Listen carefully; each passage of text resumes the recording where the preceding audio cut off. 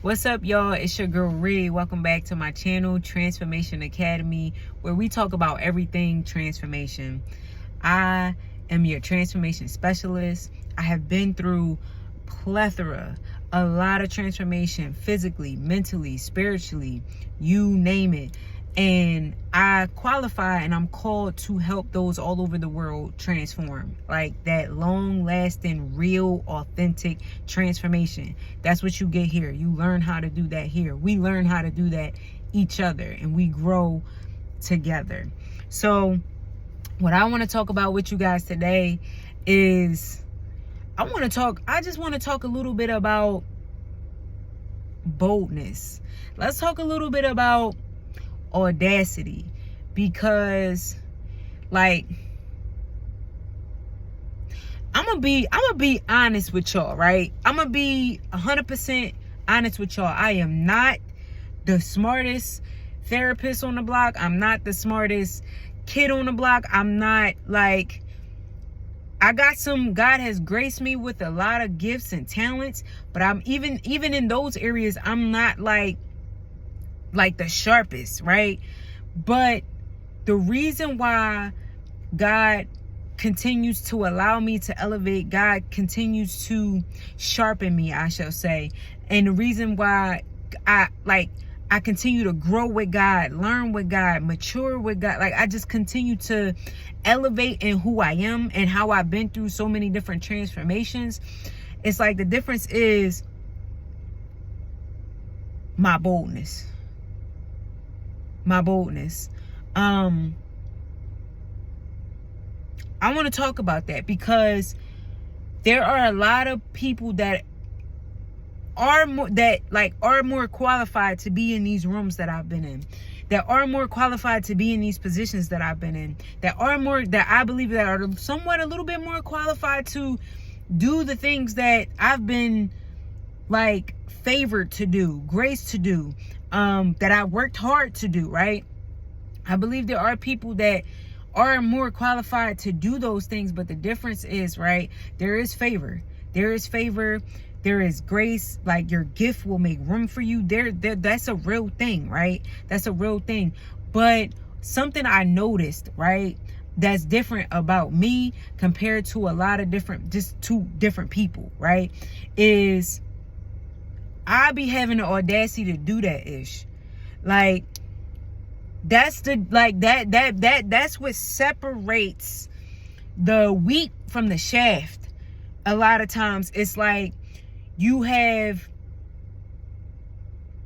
the audacity, having the boldness to do something even in the midst of fear. It's like, whoa, that sister on a whole nother level. That sister, like, I'm not playing. And I talk to you guys a lot about my fears. Like I'm 100% open and honest and transparent with y'all a lot about my fears. But I want to be real with y'all and let y'all know, like, it's not about what you bring into the table. Like God, if God has graced you and has chosen you and has called you, appointed you, and anointed you to be in a specific room, a place, an environment, a position, y'all, all you got to do is have the boldness and the audacity to say yes and go. Like, people be thinking that I'm out my mind. I be sometimes thinking I'm out my mind too. Don't get me wrong. But that's what crazy faith is about. Like, some people, and this is no shade, no comparison. I'm just giving y'all like the key and the ingredient that really, really works and that can set you apart, right? We're already called to come out from among them, to be set apart, right, from people in general, but as believers. But you just gotta be bold enough to do it. There is hundreds and thousands and millions and billions of people, right? And God can call hundreds of them, thousands of them, whatever, to the same thing he called you to. But will you have the audacity to show up?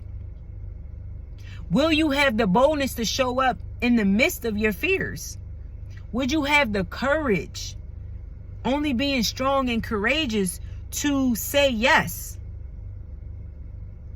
That's really what it boils down to. Like, and as I grow and I mature, and God takes me from faith to faith, from glory to glory, to faith, I'm starting to see the trend of literally being scared out of my mind, but still saying yes anyway. And that yes, that boldness, that audacity puts me in a place of a position to where God can blow my mind. Right? So, like, those, when you say yes to God, to certain things that to the eyes, right, can seem impossible, right? When you're not walking by sight, but you're actually walking by faith, those things can seem crazy enough, right, to the normal being. But if you're walking by faith and not by sight, what it does is, that's not to say that you're not human and you're not going to feel the fear, but that puts you in a position for God to have to show up. That puts you in a position for God to have to move on your behalf. He like, you're making your God move for you.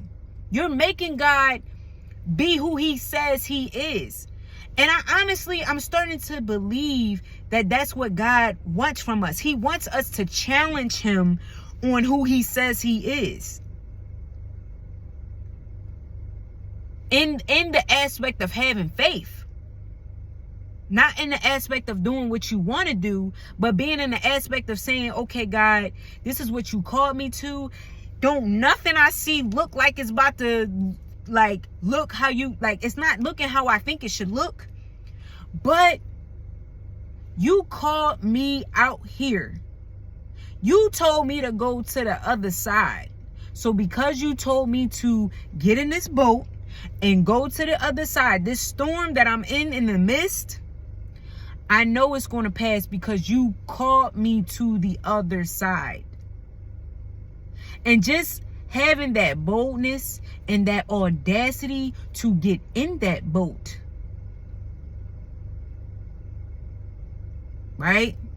To get in that boat, it's like it separates you, and it shows you, it gives you the opportunity to have a deeper level of understanding of God. This is why the word talks about without faith, it's impossible to please God. Y'all, I need y'all to hear my heart on this, because it has taken me some time to really grasp this and understand these concepts, like this concept of faith, and like why we need it, and why God like loves it. Why God loves it. Why does he love? That's like saying, why does he love for us to just be in total dependency of him?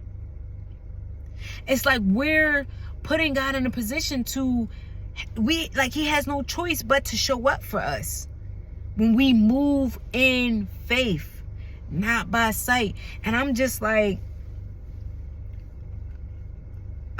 yo, God, like every time you call me out here, out of my boat, and I give you a yes, and I step on this water, you blow my mind. And what I mean by blow my mind, y'all, I don't just mean like God just gives me blessings and provision and possession. No, I mean character change. Like, who I once was no longer is, because where he's now taking me cannot go to what, like, who I was can't go to where he's taking me. So he has to mold and shape and break some things off of me. And it's nothing like God giving you a blessing and you having the character to sustain it. to manage it. It's like, that's where I'll be like, all right, God, that's the exceedingly, the abundantly, above all I could think or ask comes from, because it's like, that's what you was doing all along. That's what you was doing all along. And that's just a minuscule part of it. And I just wanted to get on here and encourage somebody to be bold, be brave. I'm going to do some more videos, and I'm going to talk and I'm going to break down more concepts of boldness, right? Because I don't really hear it talked about too much. Not to say that it's not talked about, but it's definitely application piece to transformation. Your faith needs to be activated in some form or fashion in order to be new wine and new wineskin, like in order to have, like, to be transformed.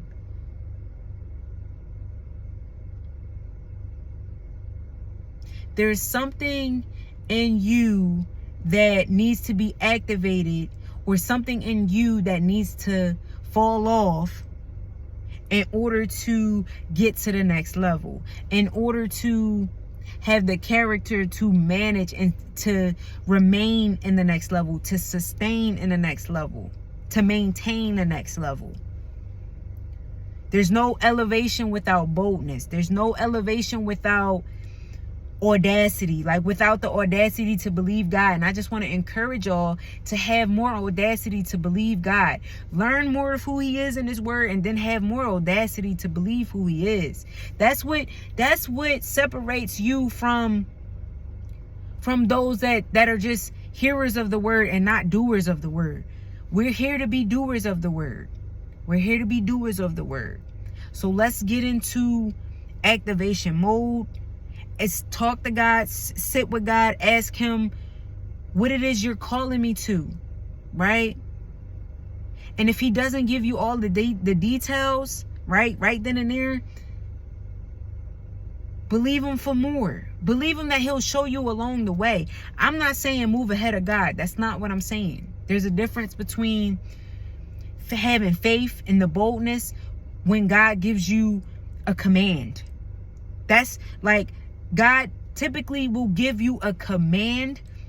Even if he don't give you all the details, he will give you a command to do something that will require faith being activated. But moving ahead of God is, I talked about it in another video, where it can start out as if you're having faith, right? But it's like you're doing something in your own self. The command, you didn't really seek confirmation on the command, right? And if you did seek confirmation on the command, you moved and you married it. You fell in love with it. And God is like, I never intended for it to stay. This was supposed to be a stepping stone to the next. Sometimes, y'all, this was powerful for me when I read it. Abram's father, back before he was Abram's father was also on his way to Canaan before Abraham was given the command, right? So Abram's father also got up and left sporadically, like years before Abram ever got the command. But Abram's fathers never made it. He settled in the land in which he traveled. And as we journey, and as we move by faith, and as we travel with God, y'all, we have to remain sensitive. We have to remain sober-minded.